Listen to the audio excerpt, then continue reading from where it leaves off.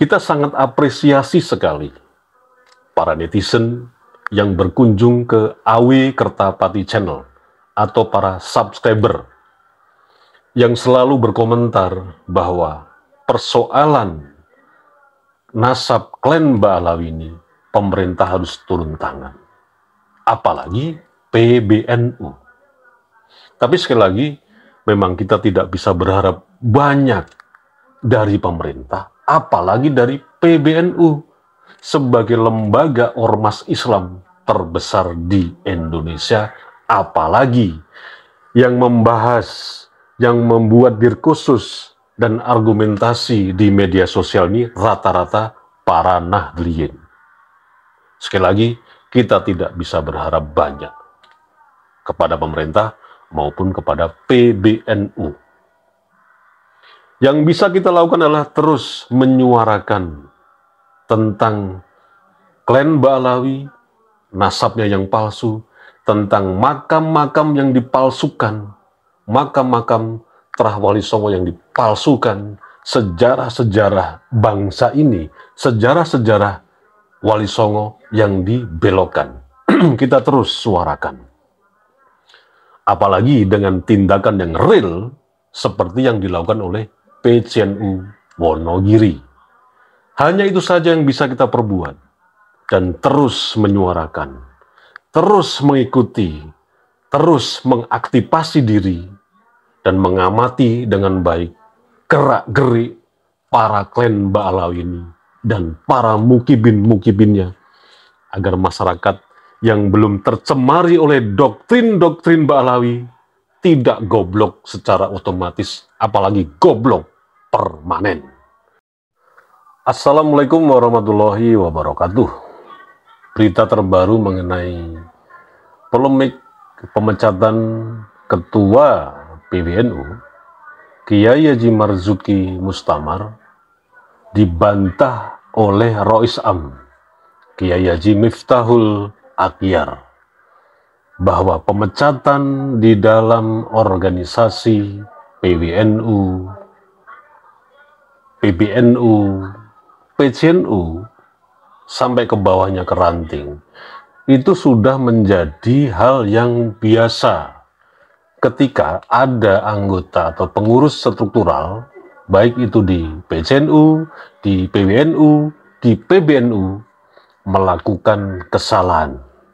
Artinya di sini juga ada reward kepada para anggota atau struktural yang mempunyai prestasi, tapi ada juga punishment buat mereka-mereka yang melanggar aturan-aturan yang sudah ditetapkan oleh organisasi PBNU.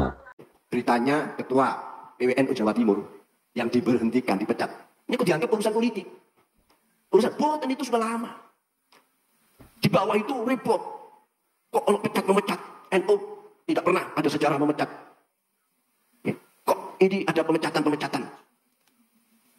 Kita sudah banyak kehilangan senjata, pusaka kita. Kenapa? Tabayun. Itu pusaka kita dulu. Nek aku apa-apa. Nek wonten anak ranting, perlu ranting melakukan kesalahan, beritanya, tanya, datang soal. Kalau kita melihat seperti itu, seperti apa yang di-statementkan oleh Rois Am Bapak Kiai Miftahul Akhyar, dalam sebuah organisasi, ya itulah yang benar. Ada reward dan ada punishment terhadap para anggotanya maupun kepada orang-orang yang ada di struktural. Nah, kalau yang terjadi sekarang ini seperti tesis Kiai Haji Maduddin, dan Kiai Haji Maduddin sudah menyurati berkali-kali ke Yayasan Robitoh Alawiyah mengenai nasab mereka yang untuk didiskusikan secara bersama. Kemudian akar rumput yang sudah muak, sudah jengah dengan statement-statement orang bernama Bahar Smith, orang bernama Rizik Syihab, tapi dari pihak Robitoh Alawiyah tidak memberikan teguran apa-apa. Apakah Yayasan Robitoh Alawiyah ini adalah organisasi yang kredibel? Apalagi organisasi sebagai rumah nasab klan Mbak Alawi yang mengeklaim kelompok mereka ini adalah sebagai dzurriyyat Rasulullah. Pertanyaan mendasar itu loh yang ditanyakan oleh para akar rumput, para netizen yang mengikuti terus gerak-gerik para klan Ba'alawi. Dan para mukibin-mukibinnya juga terus membela dengan membabi buta.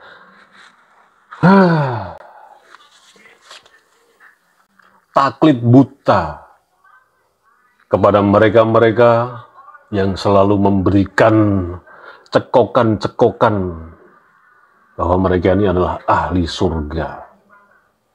Dan kemarin, Kiai Haji Madudin juga mengulas perihal klan Ba'alawi ketika melakukan perbuatan yang tidak senonoh, yang kita bisa lihat rekam jejak mereka, melakukan pelecehan seksual, menikahi orang berkali-kali tidak tanggung jawab, tetap saja suruh menghormati, suruh tetap taslim, suruh tetap takdim.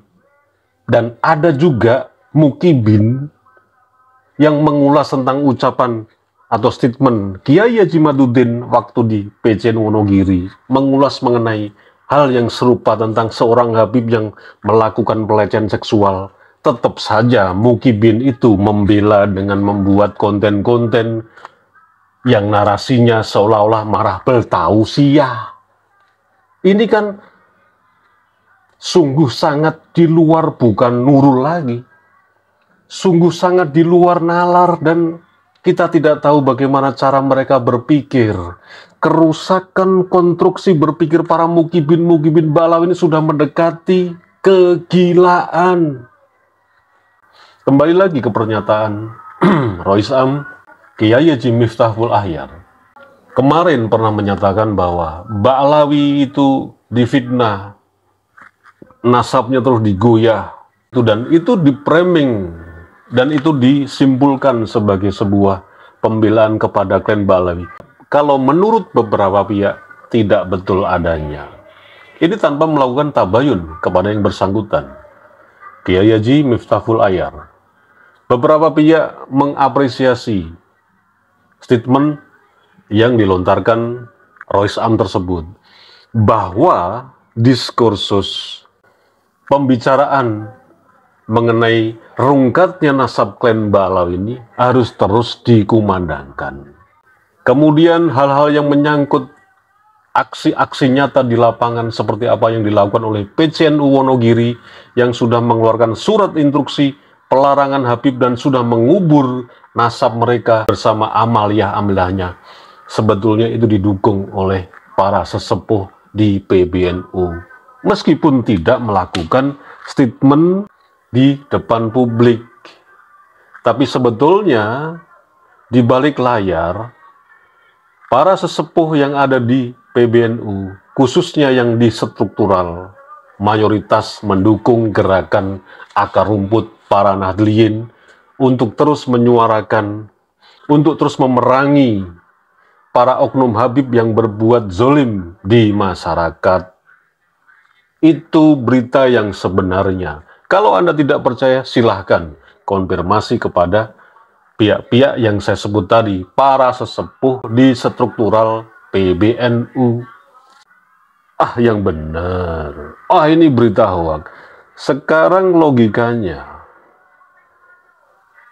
kalau memang para sesepuh yang ada di struktural PBNU itu benar-benar sungguh-sungguh karena kepentingan tertentu membackup para habaib, mau itu yang alim maupun yang kasar, kenapa tindakan aktual dari Ketua PCNU Kabupaten Wonogiri, kemudian PCNU yang lain di seseluruh raya mengeluarkan surat instruksi pelarangan mengundang Habib, tidak diambil tindakan yang tegas? Bukankah itu menimbulkan polemik di masyarakat? Bukankah itu menimbulkan perpecahan di antara kaum muslimin sendiri, terutama para Nahdliyin? Karena yang terjadi di lapangan juga tidak semuanya Nahdliyin yang sudah menjadi mukibin itu bergerak meninggalkan para habaib. Masih banyak Nadlien itu menjadi Muki bin Ba'alawi.